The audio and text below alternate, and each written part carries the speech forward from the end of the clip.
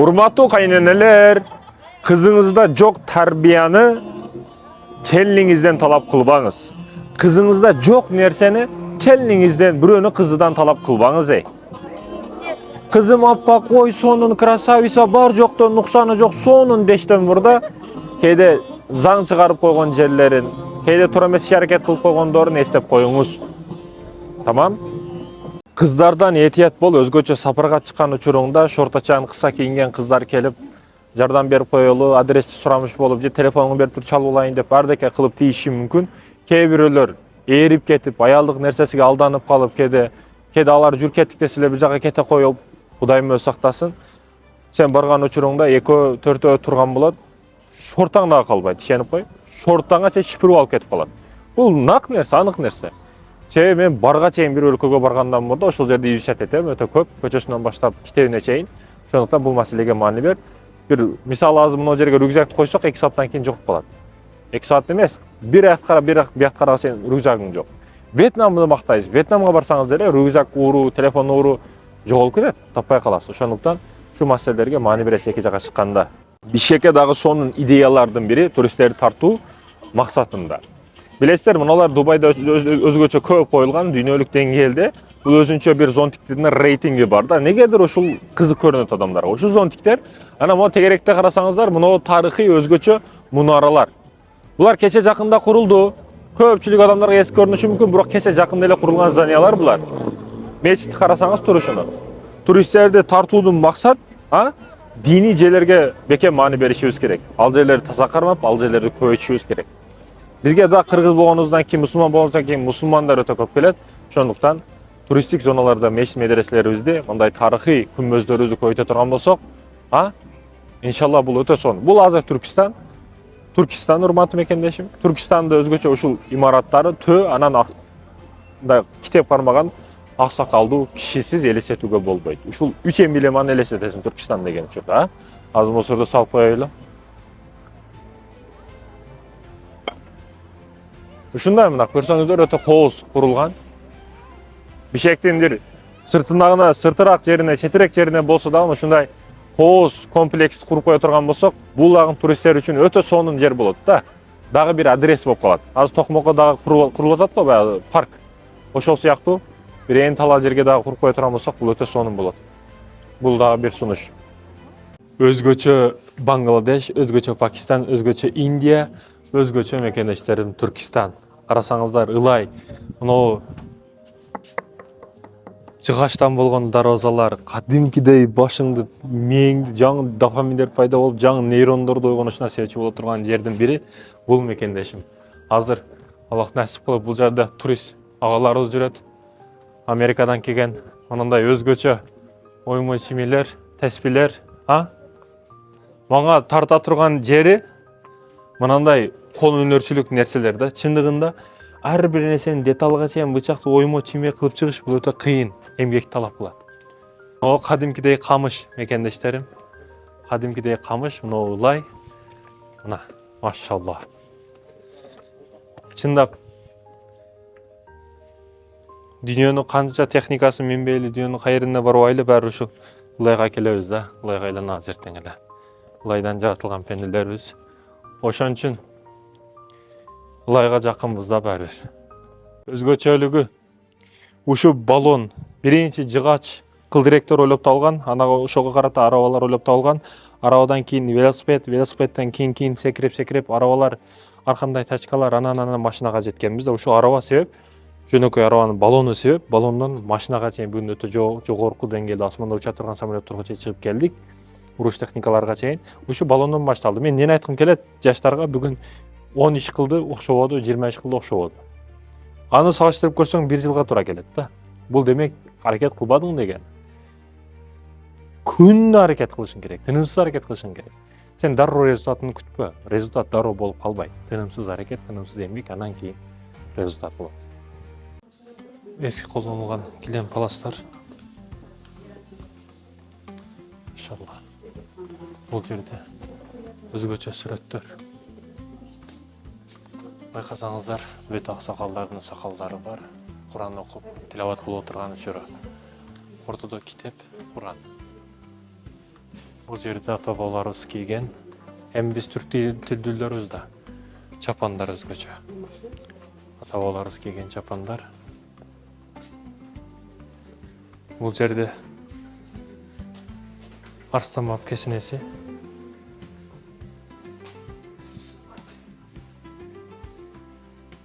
Машалла.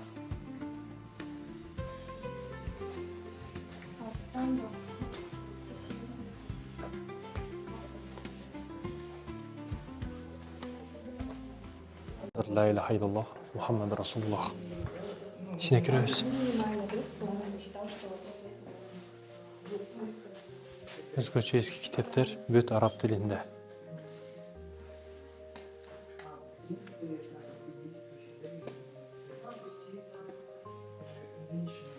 Hoca Ahmet Yesavi'nin hikmetleri desеңіздер büt жерден çıgat, o hikmetlerinde okuğan hareket kılsanızlar gerek. Özgürce sonun жазылған kitapları var.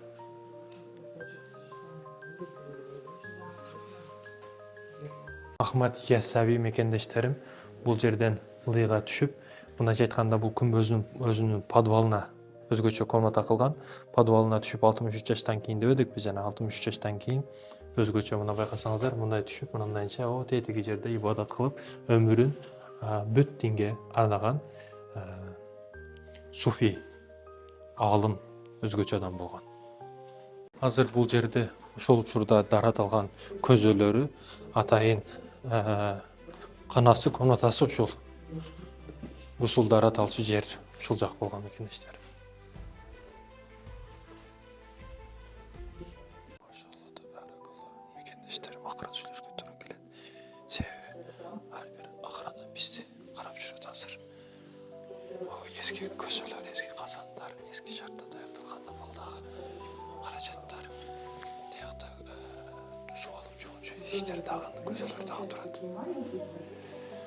Özgöçö meni tartkan jeri mekendештерим, eski eşik, çağaçlar. Çındığında eski doğruda estetетін akırsanızlar, sağanasın oldu.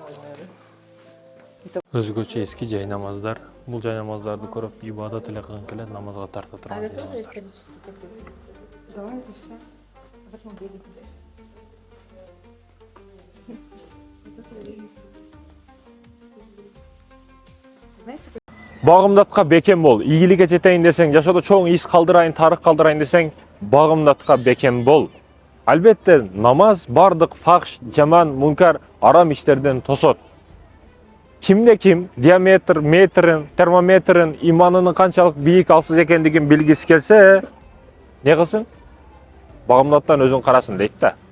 Багымдат сени кандай күчтүү эркиң бар, кандай күчтүү ийгилигиң бар, далилдеп көрсөтүп коет. Намаз эң көбү кайсы намаз? Кээ бирөөлөр үчүн пешин, кээ бирөөлөр үчүн кутан. Бирок кыйыны багымдат болуп калды да бүгүн. Кыйыны багымдат, багымдатка туруш кыйын. 2 рекеттен 4 рекет, бирок ошону эртең менен туруп аткарып коюу эң кыйыны болуп калды. Багымдатка бекем бол, калганы сонун болот. Башка иштериң, арам иштериң өзүнөн өзү токтогонун түшүнбөй каласың. Ошондуктан аракет кыл, багымдатка бекем бол, урматтуу Мусулманбек тууганым.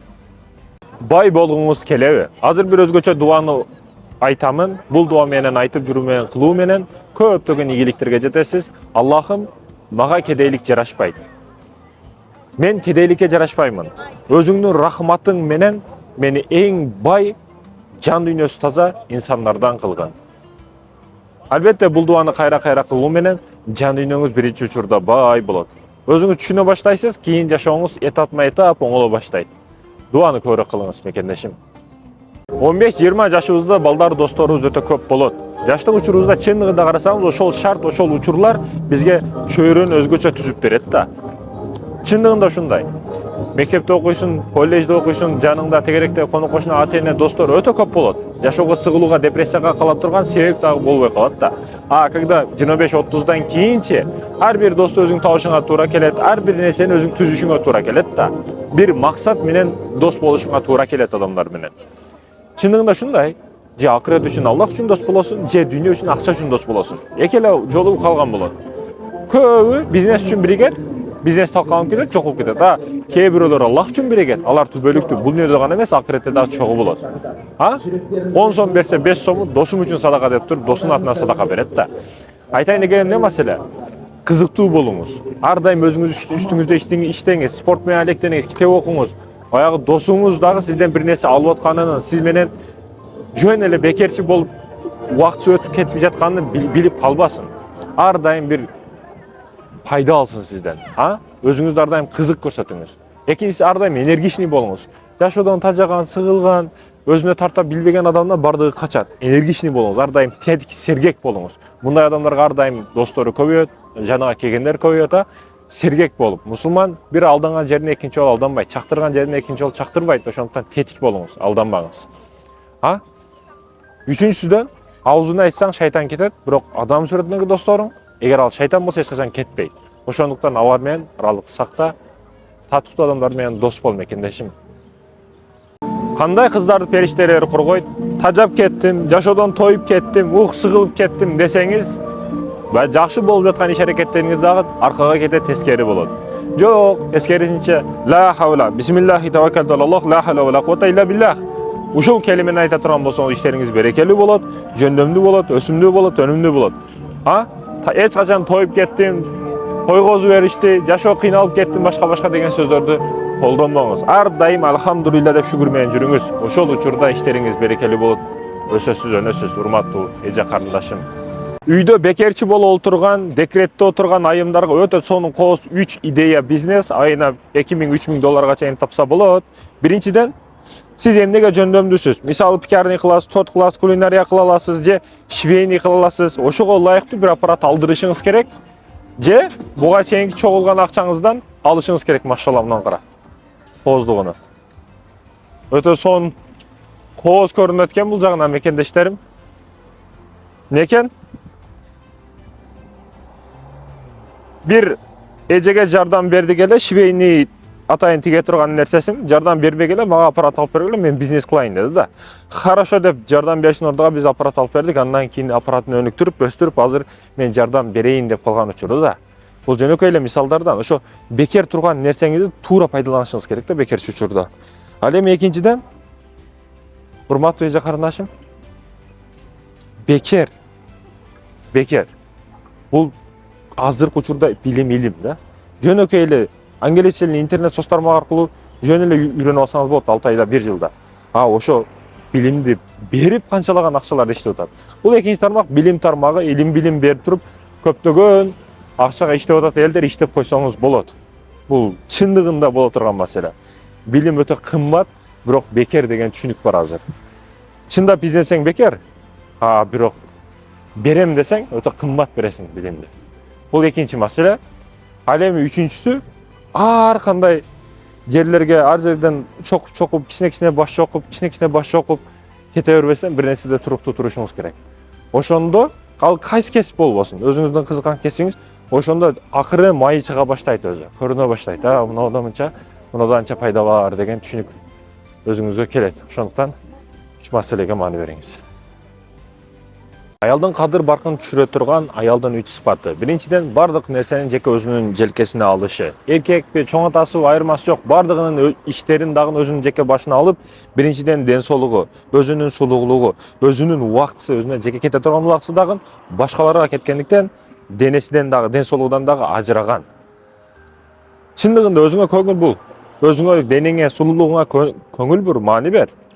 Башкаларды жалаң гана жашатамын дей турган болсоң, өзүңө күн келбей калат, жашай албай каласың.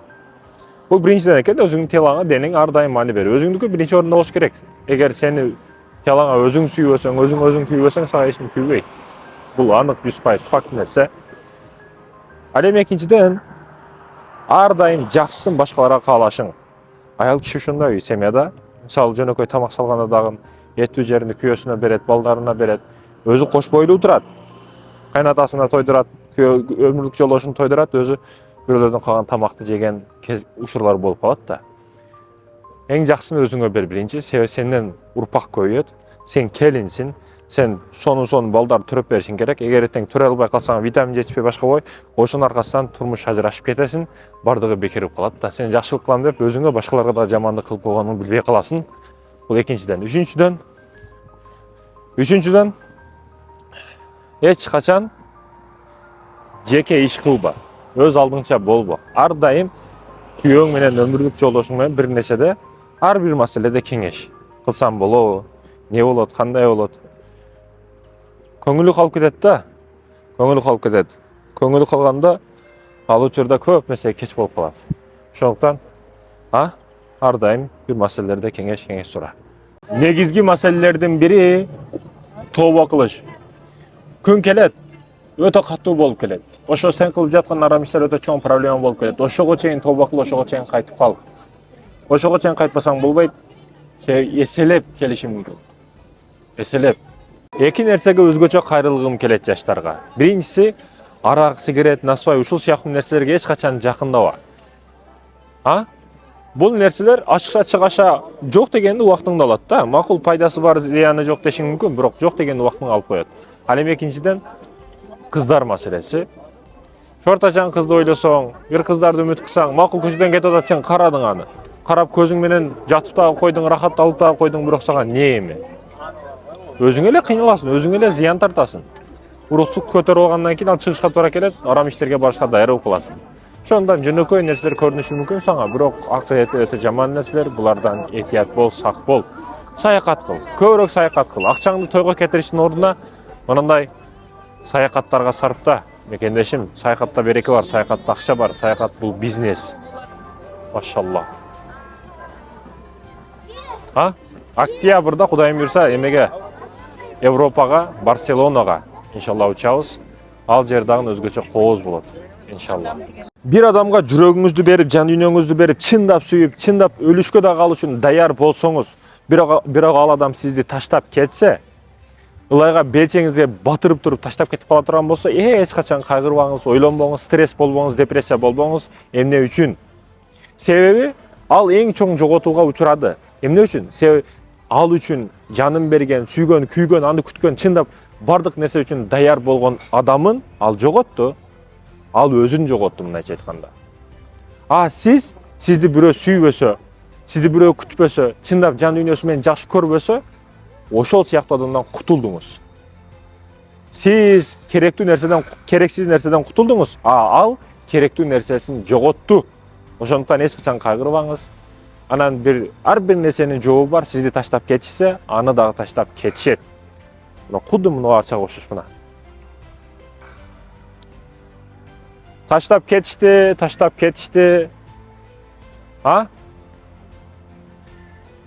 Өздөрүн дагы монтип таштап кетишти. Тообекел кылышың сен өкүнүп, кайгырып жүрүшүңдөн көрө жакшыраак. Ар дайым рисковать эт, тообекел кыл. Манандай бийик шарга чыгасыңбы? Рисковать. Самолетка чыгасыңбы? Парашютка чыгасыңбы? Мен парашютка чыккан учурумда биринчи жолу мекендештерим. Парашютта, самолетта чындап чочуганмын. Чындап чочуш башка, коркуш башка, мен чочуганмын. Баа шар жыртылып кетпесе экен, бир нерсе болуп кетпесе экен, же чыкпай калсачы деген түшүнүктөр болот адамда. Бул чочуш. Коркуш Кудайдан болот. Ошентип чочуганмын. Бирок ошо таштагандан кийинки абал, жер жүзүнү бүт парашюттан караш, ошол учурдагы бактылуулук сезимдери чындап коркуунун үстүндө, аркасында чындап башка бир бакыт бар экендигин түшүнөсүң да киши. Ошондуктан тообекел кыл, рисковать эт, ар дайым ийгиликке жетесиң. Титаник билесиздер эмне үчүн чөккөн? Аял бала эсин себебинен чөккөн да. Аял баласына этият болуңуздар. Аял бала эси өтө жаман. Баягы нас басып жүрө бербе дейт го кээ бирлер. Нас басып жүрө бербе дейт. Бул гусул болуп калып дагы айырмасы жок жүрө берет. Нас басып калган бирлер чыга турган болсо. Эмнеден качсаң ошол кубат. Эмнеден корксоң ошол келет. Көп нерседен коркуштун кереги жок. Жашоодо бардык нерсе жазылыптыр, кайда качасың. Келиш керек болгон нерсе келет.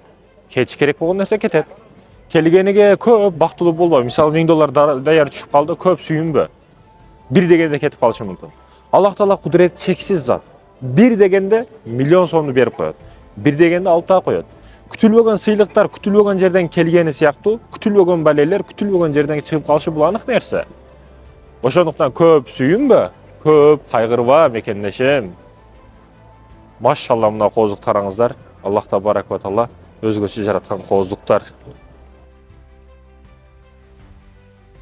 Жомоктогудай жерге түшүштү кааласаңыз, Түркистан сиз үчүн тарых, жомоктогудай жерлер, жомоктогудай мунарлар, жомоктогудай күмбөздөр, мына машалла, табаракалла, өтө кооз керемет жерлер. Мынандайча өтө тегерек кылып сону жасалган, курулган, дизайн өтө күчтүү иштелген. Чындыгында өзгөчө. Эми бул жерде Ахмад Яссави, анын шагирттери көптөгөн улуу улама аалымдарыбыз дагы өткөн. Аллах разы болсун улардан. Эмгеги өтө чоң, терең. Кыздарыбызга 3 негизги маселе. Насаат, биринчиден өмүрлүк жолдошуңузду туура тандаңыз. Ал семьясында акча табабы жокпу, же бекерчиби, же ичип чеккен көчөдө калган бирөөбү, же бандитпи? Көп учурда жаштарыбыз, кыздарыбыз алданып, бандит болсо, ууру болсо ошого алданып тийип кетип калат да, көчө көргөн бала деп. Жок, бул учурда адашпашыңыз керек. Өмүрлүк жолдошуңузду туура тандашыңыз керек, урматтуу эже карындашым. Экинчиден, ар дайым өнөр үйрөнгөнгө аракет кылыңыз. Ал тигүү болобу, бычуу болобу, өзүңүзгө мээңизге аңелес тили болобу, айырмасы жок. Ар дайым үйрөнүүнүн үстүндө болуңуз.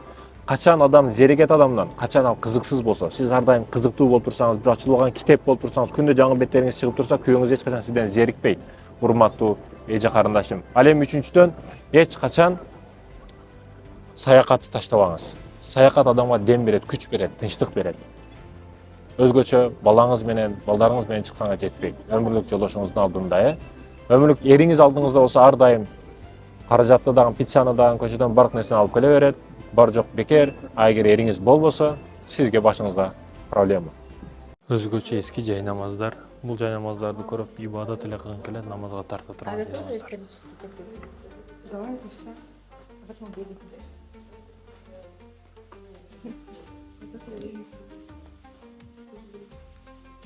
Знаете, Эч качан капаланба, жерди караба, бийик кадамдарды кое бер.